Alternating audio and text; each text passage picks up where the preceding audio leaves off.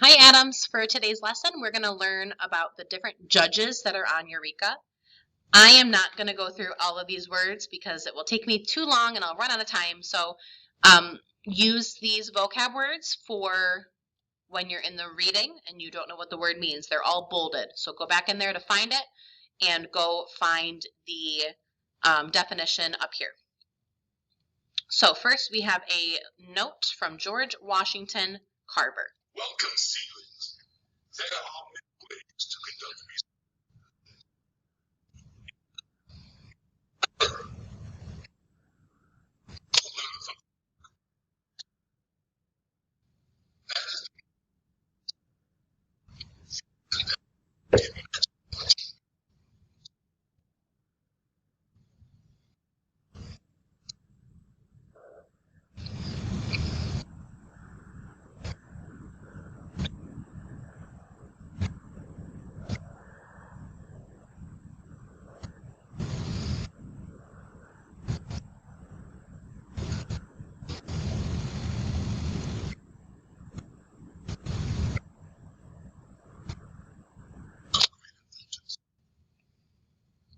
Okay, so we're going to read about each of the judges.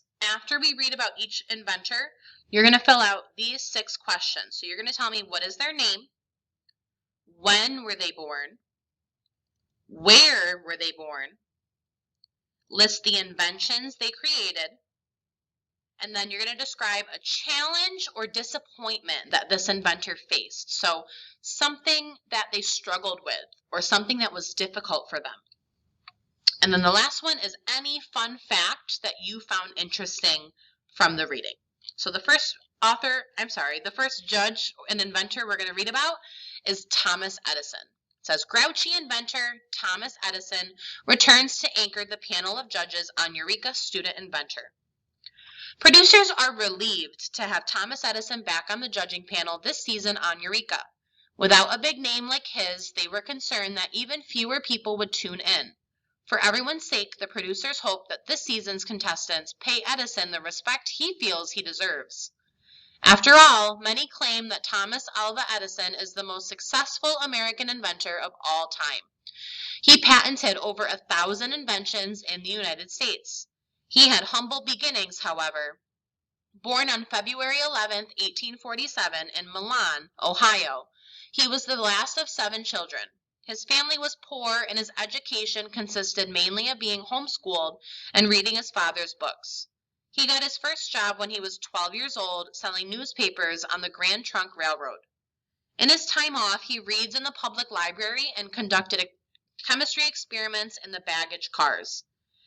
One of his experiments set the train on fire, but Edison wasn't deterred. Even then, he knew that you often have to figure out the wrong way to do something before you can find the right way.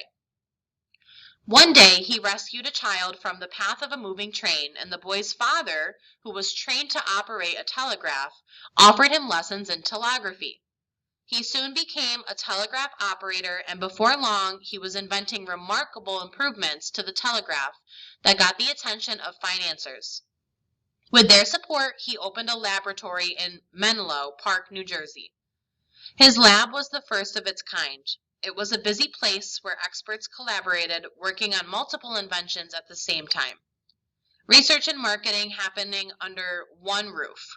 In this idea-rich environment, Edison invented the phonograph, the first device for recording sound, and the incandescent light bulb, his most famous invention. By the time he died in 1931, Edison had patented an astounding 1,093 inventions in the United States and more abroad.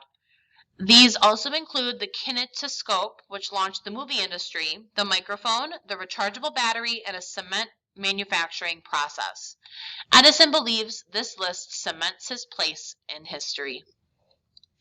Next, we've got Hedy Lamarr. Brainy beauty Hedy Lamarr reluctantly agrees to judge season 2 of Eureka, citing boredom and a salary that will help pay for her guilty pleasure strudel. Producers are reportedly okay with Hedy Lamarr joining Eureka as a judge. For her part, Miss Lamarr claims indifference about returning to the panel. Her hopes for the student contestants include that they don't give her a head cold or lice. Born on November 9, 1914, as Hedwig Eva Maria Keisler to Jewish parents in Vienna, Austria, Hedy Lamarr changed her name in the early 1940s and became a movie star known for her stunning looks. But there was more to Hedy Lamarr than starring roles in popular Hollywood films, Great Beauty, and 6 Marriages. She was also an avid inventor. Her inventing began out of a need to entertain herself. She disliked Hollywood parties, so she had free time. She dedicated a room in her house entirely to inventing. Some of the things she developed there were everyday items, a better traffic signal, an improved box of Kleenex, neither of which succeeded. But some of her other inventions were advanced technologies. She's best known as an inventor for coming up with frequency hopping, the concept of changing the frequencies of the radio signals steering a torpedo so that an enemy would not be able to block them. She and her friend and inventing partner, a composer named George Antheil, stumbled on the idea when discussing a piece of music he'd composed that made use of synchronized player pianos. The two hoped to help America in World War II with their idea. It was acquired by the U.S. Navy, but the Navy never found a way to use it. It took 20 more years for the idea to be put to use, a major disappointment to Lamarr. Today, a more advanced version of frequency hopping is used in wireless phones, GPS, anything that makes use of Wi-Fi. Lamarr never profited from the idea, and she was rarely appreciated for her brilliant mind. This oversight irked her to no end, and certainly contributes to her sometimes, shall we say, quick-tempered responses on Eureka. All right, we're going to go over to skills. And we're going to read about Jacques Cousteau, lover of croissants and aquatic life. Seafaring Frenchman Jacques Cousteau returns to Eureka's judging panel. Producers are frustrated that Jacques Cousteau has returned this season as a judge on Eureka, despite the fact that he was not invited back after the mess he caused last season. Jacques, however, is thrilled to be on the panel and claims that this will be Eureka's most exciting season ever. Jacques Cousteau likes excitement. Born on June 11, 1910, in the small town of Saint-André de Cubzac, France, Cousteau was a curious child. Although not a good student, he was always building things and taking things apart to see how they worked. At age 26, he was in a terrible car accident that required months of rehabilitation. Armed with a pair of goggles, he began swimming daily in the sea. He quickly realized that he was able to explore the ocean. But to do so, he would need better equipment for breathing underwater, so he decided to try inventing it. Cousteau and his inventing partner developed the aqualung, which allowed people to stay underwater while breathing from air cylinders, small tanks that can hold hours' worth of air. This advance opened human eyes to aquatic life in a new way, and also allowed for undersea rescues and recoveries that would have been impossible before. Cousteau also helped invent a deep-water camera. As an avid undersea explorer, he wanted to share with the world what he experienced in person. He went on to he increased interest in underwater archaeology by spearheading the exploration of a famous Roman shipwreck. He went on to lead many more explorations, to write books, and to make films about his voyages and about ocean life. His television series, The Undersea World of Jacques Cousteau, was so popular it ran for 8 years. Jacques died at the age of 87 in Paris on land, but he was most himself when he was at sea. He once said, "From birth, man carries the weight of gravity on his shoulders. He is bolted to earth, but man only has to sink beneath the surface and he is free." All right, we've got 2 more. So here is George Washington Carver.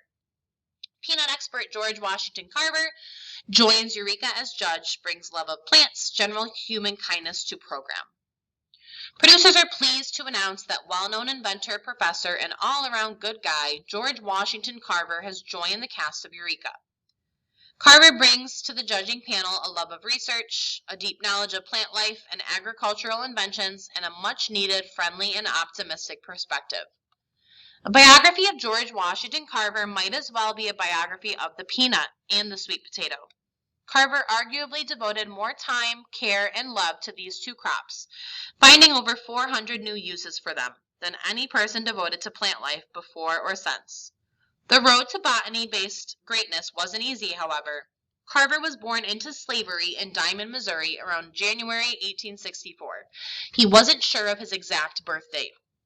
He could not enroll at the first college to which he'd been admitted because of his race.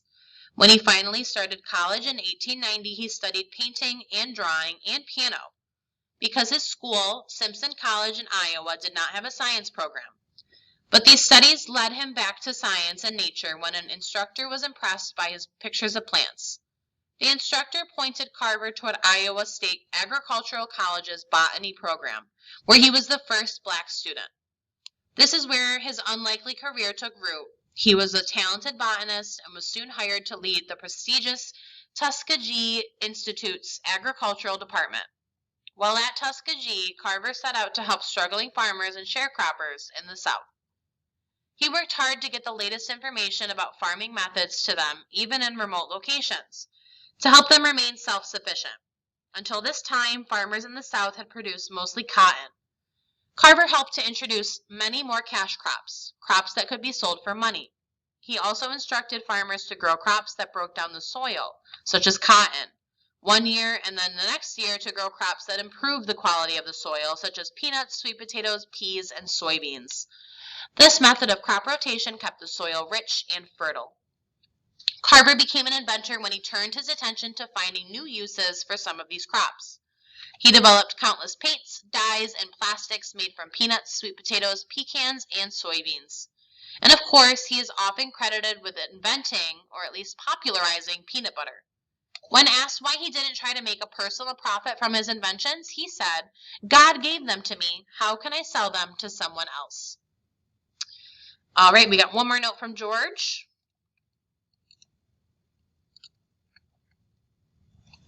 Good work. We should know another invention while your music uses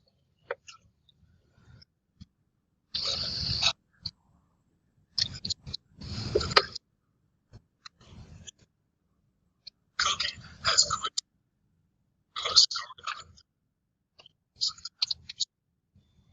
All right, we got one more. This is Ruth Wakefield. Good day, children. I am Ruth Graves Wakefield, and I am so very pleased to have the opportunity to clear up some disappointing untruths that people have written over the years about me and the invention of the chocolate chip cookie. Whoops, too far. I was born June 17, 1903 in East Walpole, Massachusetts. Articles about me almost always get that right at least, but then the stories people tell.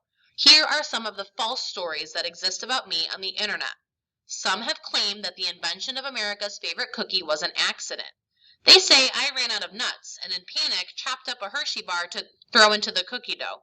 It's utter nonsense. I kept a strict inventory of my food pantry's contents and would certainly have noted an absence of pecans, cashews, or our own Professor Carver's peanuts prior to the dinner rush.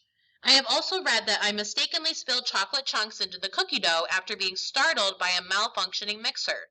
Having spent most of my life in kitchens, including my college years, during which I studied the household arts, I assure you that my response to a broken appliance would have been mild irritation, followed by a call to the repairman. Here's the truth about my cookie. It may not be the most thrilling story in the world, but I can't concern myself with that. In 1930, my husband Kenneth and I opened a restaurant near Boston called the Toll House Inn. The inn was my pride and joy, and I took its operation very seriously. Some have suggested I was a bit of a tyrant with the staff, and I don't deny it. If a waitress wasn't able to fold a napkin exactly right, I would suggest that perhaps her skills were better suited to one of those greasy spoons. Yes, I wanted my restaurant to be the best, and I'm fairly certain that's no crime. Therefore, I was always trying to come up with new dishes and desserts to attract more business, so I set out quite deliberately to invent a new cookie. And after some trial and error with different ingredients, I created the chocolate chip cookie in 1938 by improving a butterscotch cookie already on the menu. That's all there is to it. And while I know quite well that my cookie did not change the course of history, I'll leave you with this question. If you were stranded on a desert island, which would you prefer to have with you? A box of light bulbs or a box of chocolate chip cookies? All right, so you guys are going to write your 6 different facts about each inventor, and I will see you all tomorrow. Bye, Adams.